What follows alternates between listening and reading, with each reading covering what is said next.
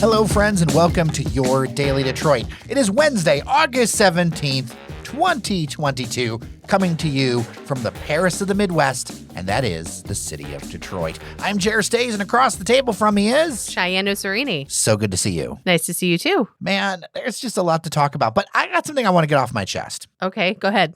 Have you looked at real estate listings in this town? Yes, it's one of my favorite pastimes, Jer. Well, I mean, there is that thing, right, to just kind of scroll through Zillow aimlessly. But working on a special secret project and kind of like driving through town on the east side, a few different sides of town, and you see the listings for things. And you can always kind of tell the aspirational listings. When something's kind of like a pile of crap, Yeah. but they really want like the location bonus, or it's an okay spot, but they're really aiming to be like cool and hip and maybe hornswoggle some New York person into buying it. Right. You see it and they're like, oh, it's walkable to some fancy place that, you know, maybe serves crudité or something. And the thing is about it is that you get there or you look on the map and they're like, it's walkable. It's like, it's only walkable if it's 30 minutes and you're going through 4 blocks of empty field to get to the spot. Yeah. And there might even be a drunk guy flipping you off as you pass by. Like, and this is very specific because this specifically happened to me. Real estate people, I know you got to do your thing, but man, like do your homework if you're looking at Detroit stuff. Yeah. Or any stuff anywhere, right? Because like there's always going to be kind of the oversell where the angles are really good, like Tinder or Match.com profile, where somebody knows how to do just the right angles. Then you see them and it's like, no. Then you realize that the listing has no pictures of the ground floor and only of the upstairs. I mean, I don't know if I want pictures of the basement in the dating listing. I Well, thought I'm we're not talking supposed to be about- doing that. I'm talking about real estate. Yes, fair, right? When there's only one floor there or something like that, and then they're trying for the location bonus. Remember, walkable means, to me anyway, and we can debate about this, dailydetroit@gmail.com. There's actually stuff around you within like 15 minutes. And I mean like actual things. Like if you're a building by itself with like 4 or 5 blocks of emptiness around you, And your closest neighbor is a pheasant. you're basically rural. And that's fine. Some people want that. But it's like the truth in advertising. Like you're not in Indian Village at all. And you're not doing yourself any favors either. No, because people are just going to pass by and they're not going to know your FOS. Or is it kind of like the greater fool's theory, right? Where somebody buys something and then they just hold it until some greater fool buys it. Yeah, We've seen a lot of that lately too. we have. I mean, and I know a lot of it is a lot of speculation, right? Speculation and people like from another city turning in their 2-bedroom for $1 million and buying something for $500,000 here and not realizing they're going to have to drop another $200,000 to get up to par. Yep, exactly. So am I crazy? No, you're not. I've seen some of these listings and I've been by them myself and woof. But like I say, man, always said it. It's not about the destination. It's all about the journey. All right, let's get to some real news. There is a boil water advisory affecting 7 communities that is now extended to September 3rd. It was originally only going to be 2 weeks when we heard about it.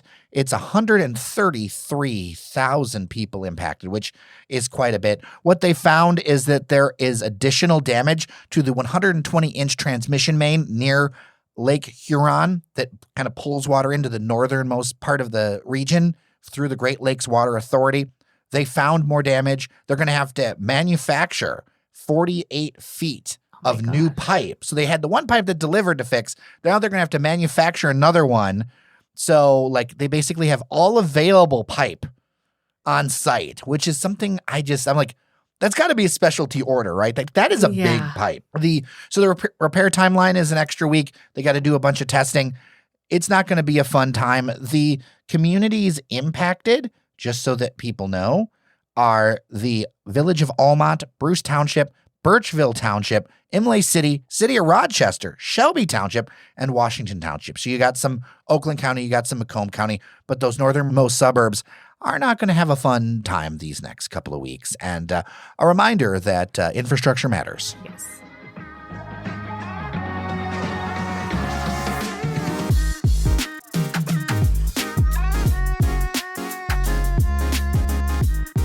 So, Jerry, I really wanted to talk about Governor Whitmer's proposal to suspend and have a tax holiday for back to school items, so school supplies and stuff like that, to help bring some prices down for parents and teachers. I saw an email about this. It was kind of short on details. It is. And Some of the other coverage was short on details of what it would include. So let's talk about it for a minute because I feel like that's something that's important to parents. So what would you want to see if this were to actually happen?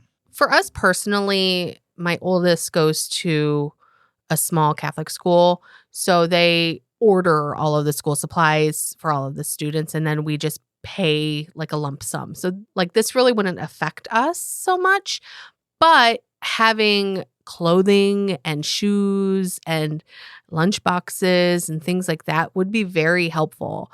I mean, and even, I don't know, back to school food and snacks for lunches, because let's face it, I spent almost $250 this weekend on food for my family.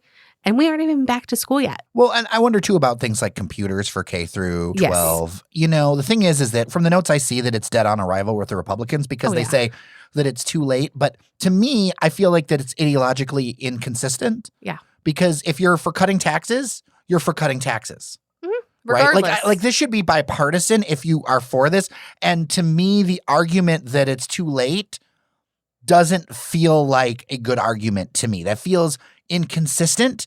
So it tells me that you're for cutting taxes only in certain situations and not across the board. And I feel like even if it was too late for this year, you could do it for next year. It feels like political posturing to me, and I'm kind of sick of it. Yeah, I kind of got that feeling too, where it was like, we've passed the primary and now we're about to go into the general election in a couple months. And so it's like, is this just political theater? This is why regular people are apathetic, right? Mm-hmm. Because there is no honesty. That's the thing. It's like people wondered with the 13th and other things like that.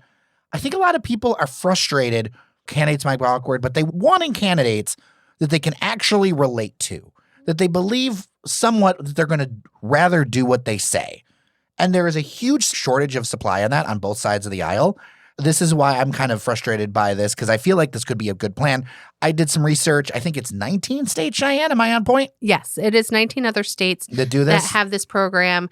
And a lot of them do include electronics, basic school supplies, pencils, pens, crayons, whatnot, and clothes and shoes, which would be phenomenal for a lot of people. And I know that even with our current situation, if there was a tax holiday, I could go out and buy school supplies for other families who might need some help. Or I could help supply a classroom for teachers who work in low-income areas. And so I think it would be a really great thing if this thing got passed, but also realizing that there are already schools in Michigan that have gone back to school already. Well, when is the right time to do it? Will the right time be after the election so that you can't give the Democrats a win? This is what frustrates regular people. Mm-hmm. This is my inbox when they're like, why can't we just do regular things?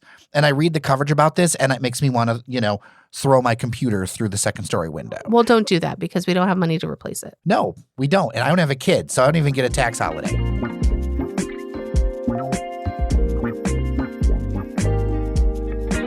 I wanted to talk about this pollution issue happening in Wyandotte. Now, recently, we did a lot of glowing coverage about downtown Wyandotte and things that are happening, and it's all deserved.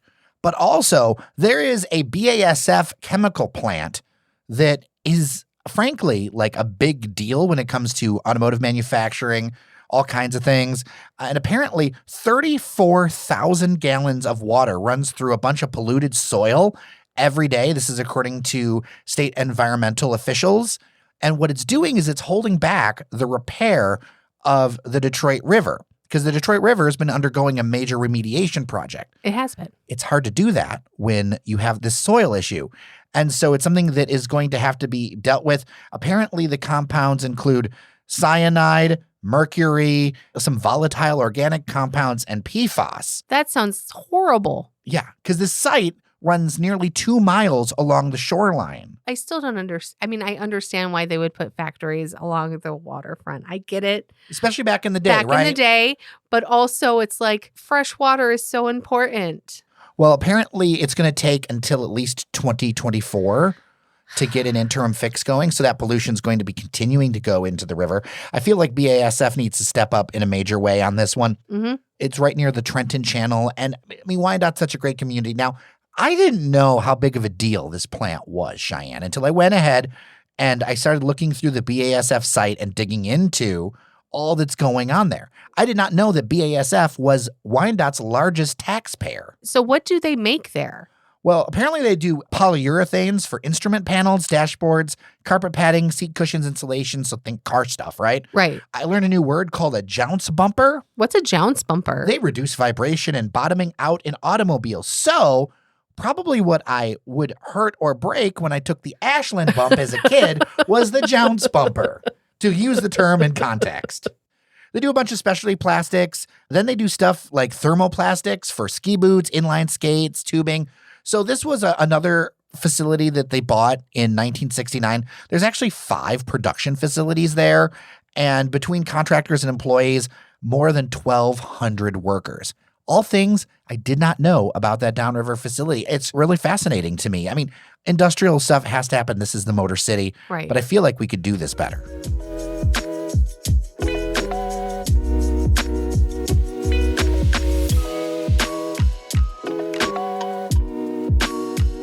So, Jared, we've been talking about the Detroit River. We're going to go up to Belle Isle. Are you going to at least give me a fun story? Yes. I can't do any more sad, Cheyenne.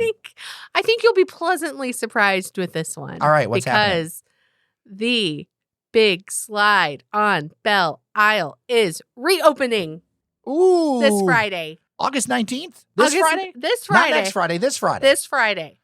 I already feel the metal burn.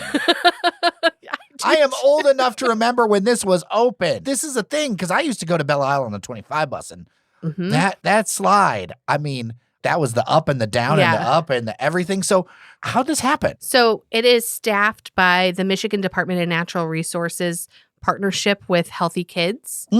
And so it's giving kids a chance to work in the parks. And oh, that's cool. Yeah, it's super cool. So all 6 lanes are open. 6 lanes. 6 lanes. A fast sliding down that giant metal slide. All right. What are the days? So it's opened Friday, Saturdays, and Sundays from 11 a.m. to 7 p.m. through Labor Day weekend. So like this is like a test ride. I feel like it is because, I mean, the summer's almost over already. So we got a couple weeks. I want to put this together for part of my list that I want to do. I don't do listicles as much anymore, but I want to do them again. One of them is what are things you want to do before the end of summer? And I'm going to add this one, even though I'm a veteran young guy. I'm going to add going down this slide to my list of things to do before summer is over. So I remember it. You remember it. We need to share some tips. So the biggest tip I'm going to say is, you know, back in our day when we would ride it, we would just sit on top of the potato sack. I think now they make you get inside the potato sack to keep your extremities safe from friction burns. I wonder if they have like a whole new setup. Like I wonder if they've modernized the potato sack. I'm very curious about this. I'm hoping so. I do have an anecdote about the big slide from when I was younger. My mom and stepdad came out for a family reunion, and my mom took us to Belle Isle, and it was the first time that my stepdad had ever been to Detroit.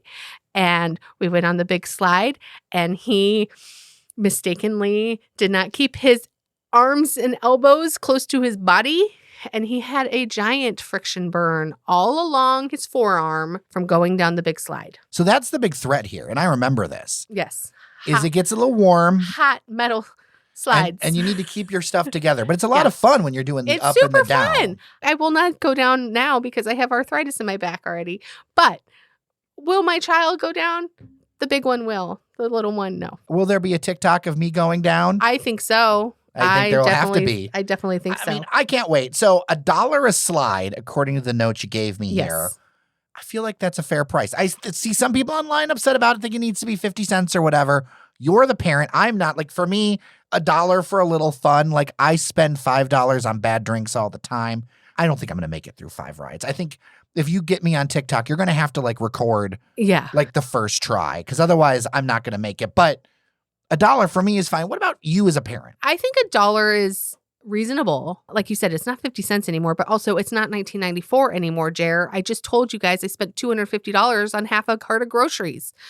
$1 is a great price. What did you want to spend $250 on in 1994? If you had $250 free money in 1994, what would you have spent it on?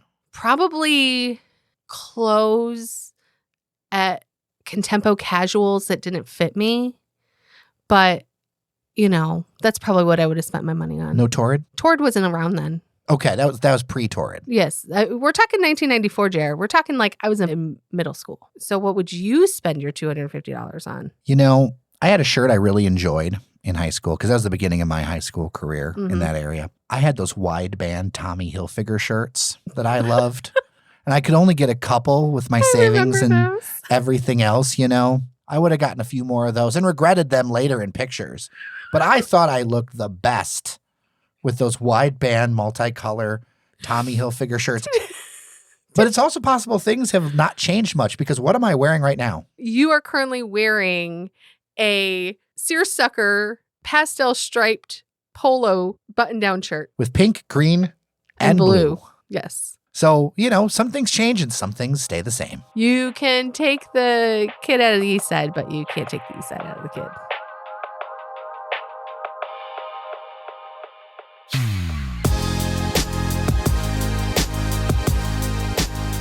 And with that, we are done for today. Thank you so much for listening. We will have our next show on Friday with Devin O'Reilly. We're doing a bunch of stuff behind the scenes right now. Want to stay in touch? If you've got ideas, all that kind of stuff, dailydetroit@gmail.com.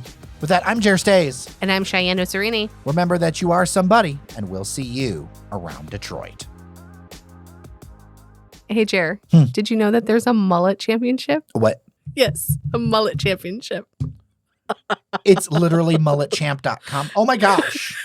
Look at all those mullets. Those are amazing. Mulletchamp.com. This is your bonus content. Go check it out. It's, oh my God, the femullet, the men's open, the kids, the teen mullet. It's amazing, Cheyenne. It's so great. They even have a calendar.